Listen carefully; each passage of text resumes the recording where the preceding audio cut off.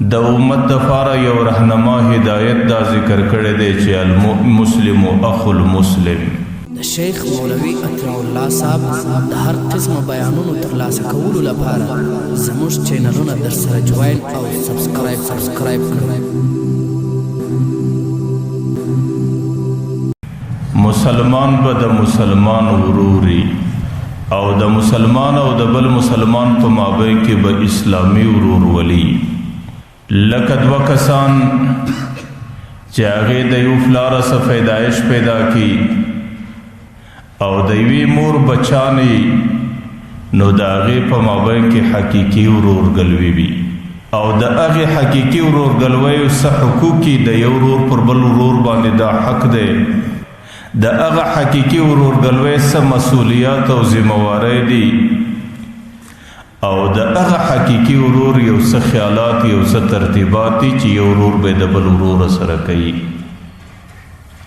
د هغه رقم چې کله دوه انسانان د لا اله الا الله په کلمه باندې فرشته باندې سره ورونه سو د دې دوه کسانو په مابین کې بیا اسلامي ورورګلوي ده. لکه څنګه چې حقیقي ورورګلوي څه حقوق لري د هغه رقم اسلامي ورورګلوي هم حقوق لري. لکه څنګه چې حقیقي ورورګلوي یو څه ذمہواری او مسؤلیتونه لري د هغه رقم اسلامي ورورګلوي هم څه ذمہواری او مسؤلیتونه لري. د یو مسلمان د بل مسلمان سره صرف مسؤلیت دا نه دی د هغې د ورورګلوۍ د اسلامي ورورګلوۍ صرف دا تقاضا نه ده، نه دا کفایت کوي چې هغه به پر بل مسلمان باندې ظلم نه کوي، هغې به بل مسلمان ته تکلیف نه رسوي، هغې به بل مسلمان دل ازاري نه کوي او هغې په وجه به بل مسلمان د مشکلاتو سره نه مخامخ کیږي. بلکې د اسلامي ورورګلوۍ ذمہواری ده، د اسلامي ورورګلوۍ حقوق دي چې یو اسلامي ورور به د بل مسلمان ورور د ضروریاتو د حاجتو پر کولو د پاره راوړاندې کیږي. که چیرې پر یو مسلمان ورور باندې ضرورت راسي د هغې د ضرورت پر کولو د پاره به بل مسلمان ورور رامخته کیږي. که چیرې د هغې مسلمان ورور یو حاجت راسي د هغې د حاجت پر کولو د پاره به بل مسلمان ورور راوړاندې کیږي. او که چیرې پر یو مسلمان باندې مشکلات او پریشانۍ راسي د هغې د مشکلات او پریشانۍ د ختمولو دپاره به بل مسلمان ورور راوړاندې کیږي.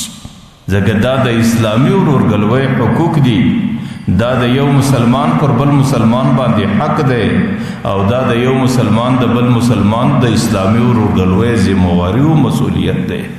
لکه الله تعالی قرآن کریم کې هم د دې ذکر کړی دی وفعلوا الخیر، تاسو به د خیر عمل فعل کوئ. او د خیر مفهوم مفسرین لیکي د خیر معنا ډیره وسیع او ډیره پراخه ده.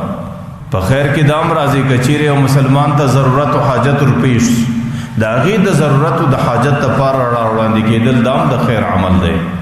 د یو مسلمان ورور سره وسیله رحمي کول دام د خیر فعل او عمل دی. او که چیرې پر یو مسلمان باندې د مشکل او د پریشانۍ وخت راسي د هغې د مشکلاتو او پریشانۍ دپاره راوړاندې کېدل دا هم د خیر عمل دی. ځکه الله تعالی وایي وفعلوا الخیر، تاسو به د خیر عمل کوئ. او چې کله په مسلمانانو کې دغه د خیر عمل ځای ولري او د مسلمانانو په زندگی کې د خیر اعمال دي، د خیر افعال دي، بیا خو لعلکم تفلحون الله تعالی وایي تاسو به فلاح پیدا کوئ.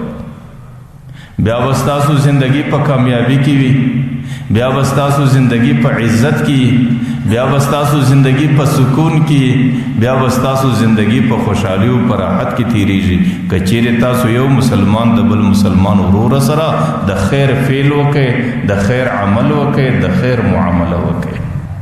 نو حضرت عبدالله ابن عمر رضی الله عنه د پیغمبر علیه الصلاۃ والسلام حدیث را نقل کړي.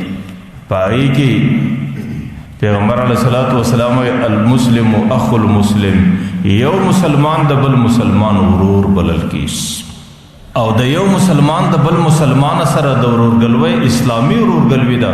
د دې تقاضا دا ده که چیرې پر هغه مسلمان باندې مشکلات رالو، پر هغه مسلمان پریشانی راله، د هغې د مشکلاتو پریشانۍ لرې کولو غم به دی خوري. که چیرې پر هغه مسلمان باندې حاجت رالی، د هغې ضرورت رالی، د هغې د حاجت او د ضرورت پر کولو دپاره به دا مسلمان راوړاندې کیږي.